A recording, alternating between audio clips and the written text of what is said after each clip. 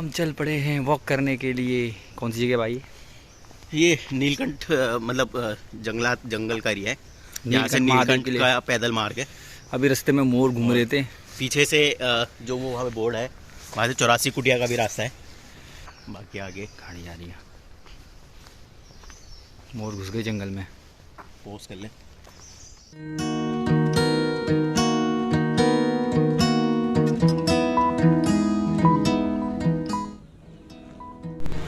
और हम लोग निकल पड़े हैं भूतनाथ मंदिर के लिए पैदल पैदल अपने रूम से जा रहे हैं। कितना दूर है यहाँ से? करीब 1.5 किलोमीटर नहीं, 200 मीटर पे। हाँ, ज़्यादा दूर नहीं है। वॉक करते हुए जा रहे हैं। यहाँ से रास्ता जाता आगे। और भूतनाथ मंदिर का दरवाज़ा आ गया है, प्रवेश द्वार। गाड़ी जा सकती है मे बी।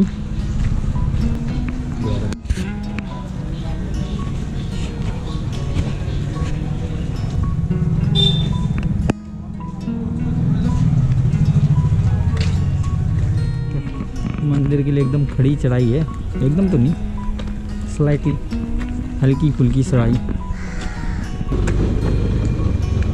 सामने भूतनाथ मंदिर।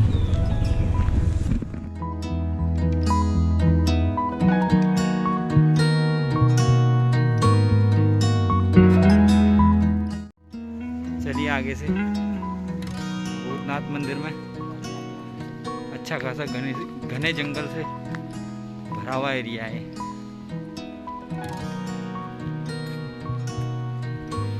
शांत वातावरण में चलती हवा की बात ही लगे ना। और जो इधर से पानी आ रहा है, जय हो भोलेनाथ की।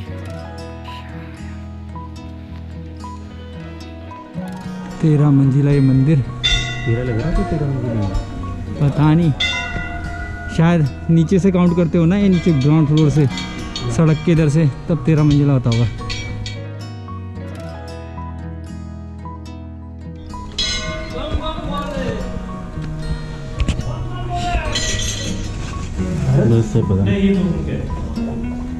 पंडित जी, यहाँ के मंदिर का जो महत्व बताइए आप। हरिओम, मैं पंडित माधव रसिया। यहाँ पर त्रेता युग में भोले शंकर की बरात आई थी कैलाश पर्वत से, और एक रात का विश्राम हुआ था इस मणिकूट पर्वत में, और दूसरे दिन बारात यहाँ से हरिद्वार कनखल गई, जहाँ पर दक्ष प्रजापति का मंदिर है। वहाँ पर से पार्वती का विवाह हुआ था, और उनके जो साथ में जो बराती आए थे, जो गण थे भूत प्रेत, वो सब यहीं भोले की शरण में रह गए, क्योंकि राजा दक्ष ने बोला कि यहाँ पर भूत प्रेत नहीं आने चाहिए, इसलिए भूत प्रेत सब यहीं, भूत प्रेतों ने जो भोले शंकर की उपासना की, और भूत प्रेत जो है सब भोले की शरण में यहीं रह गए। तब से इनका नाम भूतनाथ महादेव के नाम से जाना जाता है। ये सिद्धपीठ है, विश्वविख्यात है। जो भी भक्त आता है उनकी मनोकामना पूर्ण होती है। भोले शंकर उनकी मनोकामना पूर्ण करते हैं। और ये भूतनाथ महादेव जी का जो मंदिर है, यहाँ ये जो 11 मंजिल है यहाँ पर, और 11वें मंजिल पे जो है भूतनाथ महादेव जी की मूर्ति विराजमान है, और वहाँ पर भूतों की झांकी दिखाई गई है भूतनाथ महादेव जी के उसमें। और जो हमारी एक विशेषता है, यहाँ पर जो घंटियाँ हैं, इन घंटियों की अलग अलग आवाज़ है, अलग अलग ध्वनि है। जो आप प्रत्येक घंटी को बजाते हैं इनकी अलग अलग आवाज़ आती है। यहाँ पर जो इतिहास है, यहाँ पर जो भोले शंकर की कृपा है, बहुत है। भोले शंकर सब पे कृपा दृष्टि बनाए रखते हैं। हरिओम हरिओम हरिओम। तो हम भूतनाथ मंदिर के दर्शन करके आ गए हैं। बाकी हमने मंदिर का जो इतिहास है हमने पूछा पंडित जी से, हमने रिकॉर्डिंग भी करी, पंडित जी की अनुमति लेके हमने रिकॉर्डिंग करी, और मंदिर का महत्व जाना कि महत्व क्या है। और जो ऊपर की मंजिल जब हम गए तो वहाँ पता लगा कि वहाँ पर रिकॉर्डिंग करना अलाउ नहीं है, तो इसलिए हमने ऊपर की रिकॉर्डिंग नहीं करी है। ऊपर भी जो भूतनाथ की जो प्रतिमा है, जो रूप है उनका भूतनाथ वाला, उसकी एक प्रतिमा ऊपर है, ऊपर बिल्कुल टॉप पे, तो वहाँ पे रिकॉर्डिंग नहीं थी। वहाँ पे सिर्फ हम दर्शन करके आ गए। और अब जो है यहाँ से हम जाएंगे जो 84 कुटिया जो है,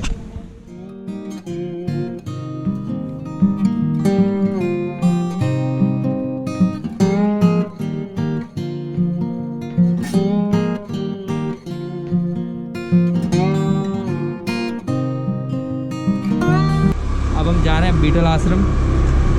देखते हैं वहाँ क्या है। सुना है बीटल्स ने वहाँ पे आके बहुत फेमस गाने लिखे थे, जिसके बाद मतलब फेमस हो गए थे वो लोग। अब हम उधर जा रहे हैं। कार तो यहाँ तक आ जाती है, लेकिन रास्ता आसान नहीं है भाई कार पहुँचाने के लिए, ऊबड़ खाबड़ है। उधर से ठीक होगा ना। Entry fees.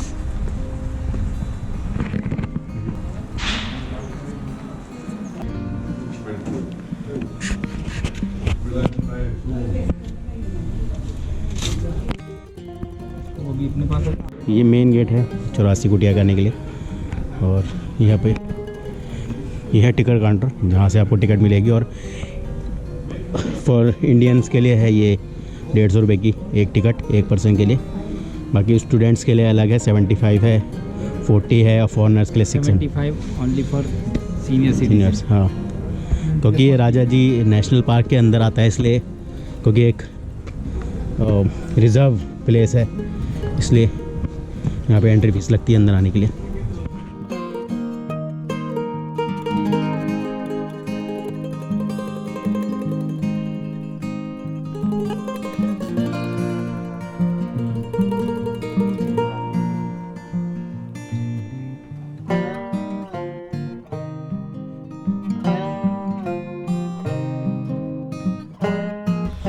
चौरासी कुटिया या बीटल आश्रम योग गुरु महेश योगी जी के आश्रम के रूप में जाना जाता है। ये योग नगरी ऋषिकेश का एक प्रसिद्ध पर्यटन स्थल है।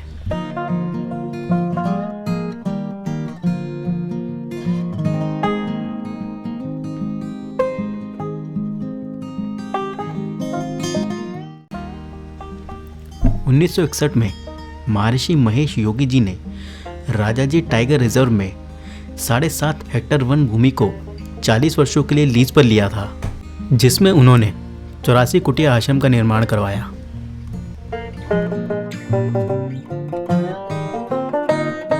ऐसा लगता है इस स्तूप के अंदर जाने में। ओ बहुत छोटा है, नीचे सीढ़ियाँ भी जा रही हैं। मैं भी चेक करता हूँ, कहीं बाग भी हो सकता है, क्योंकि ये एरिया ही पूरा जंगल का है। राजा जी नेशनल पार्क के अंदर आता है, टाइगर रिजर्व है।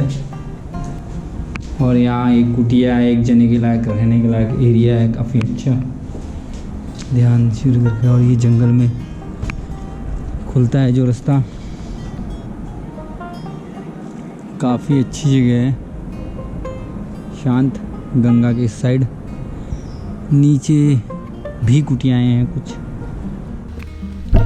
इस आश्रम परिसर के अंदर ध्यान योग के लिए 84 छोटी छोटी कुटिया और रहने के लिए भवनों का निर्माण भी करवाया गया था।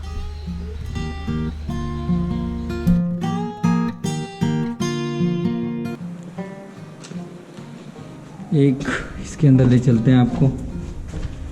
सब उजड़ा ही पड़ा है, काफ़ी समय पहले बनाया गया था इसको।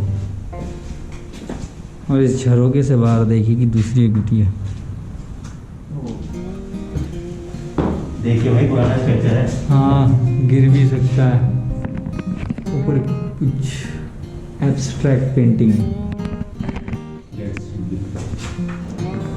गंगा जी दिख रही है, आप लोगों को दिखे ना दिखे, हमें तो जरूर दिख रही है। भी दिख रही होगी थोड़ी बहुत तो आपको भी दिख रही होगी। यहाँ पे आके जो फील है देखो ना, कैमरे में नहीं। भांति भांति की कलाकृतियाँ कर रही हैं यहाँ पे।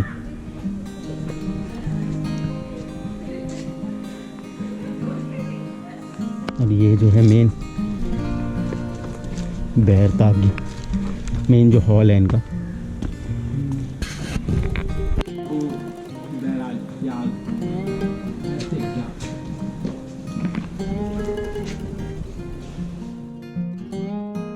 उन्नीस 1968 में इंग्लैंड के मशहूर ग्रुप बीटल्स के 4 सदस्य 84 कुटिया में ध्यान योग करने के लिए आए थे और वे यहाँ करीब 4 महीने रुके थे, जिस वजह से लोग इसे बीटल आश्रम भी कहने लग गए हैं।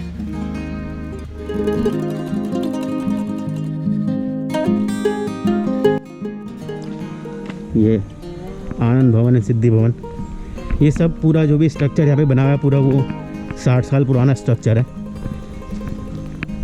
ये सारा, चाहे कुटियाँ हों चाहे मकान हो।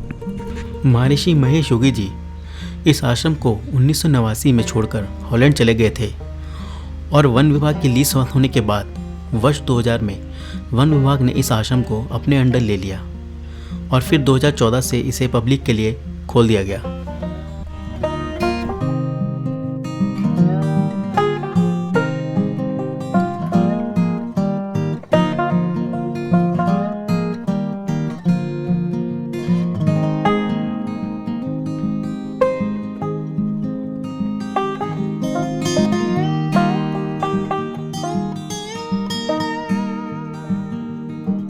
इस आश्रम परिसर को पूरा घूमने में 3 से 4 घंटों का समय लग सकता है, इसलिए आप जब भी यहाँ आएँ तो अतिरिक्त समय लेकर आएँ।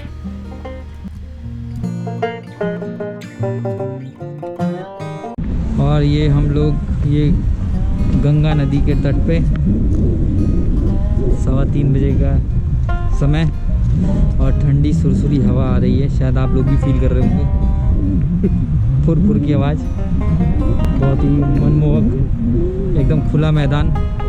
उधर जानकी सेतु, इधर मैं रास्ता क्रॉस करते हुए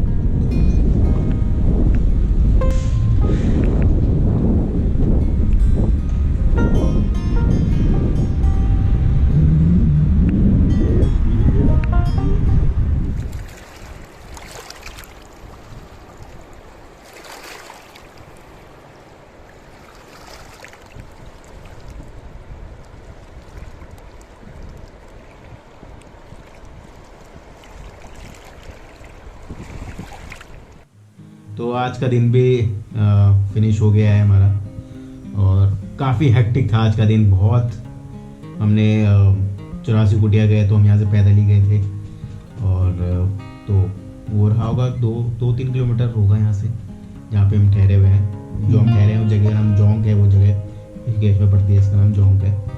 हमारी सुबह की शुरुआत सबसे पहले भोलेनाथ के दर्शन भूतनाथ मंदिर से हुई थी। उससे पहले हम मॉर्निंग वॉक गए थे, वहाँ पे हमने 84 कुटिया के बारे में पढ़ा था कि यहाँ से पैदल मार गए, लेकिन हम लंच के बाद आराम से धूप सेकते हुए 84 कुटिया गए। अच्छी जगह है, शांत प्लेस है, जहाँ आप मेडिटेट करते हैं तो आप मेडिटेट कर सकते हैं आराम से इजीली बैठ के, आपको तंग करने वाला भी कोई नहीं मिलेगा, ज़्यादा लोग आते नहीं हैं उसके अंदर। और कल सुबह यहाँ से आगे निकलेंगे चेकआउट करके। कल का कुछ पता नहीं है कहाँ रुकेंगे। हाँ, अभी कोई आइडिया नहीं किधर रुकना है हमने, कहाँ जाना है करके। आगे का फिर देखते हैं, मिलते हैं फिर अगले उसमें।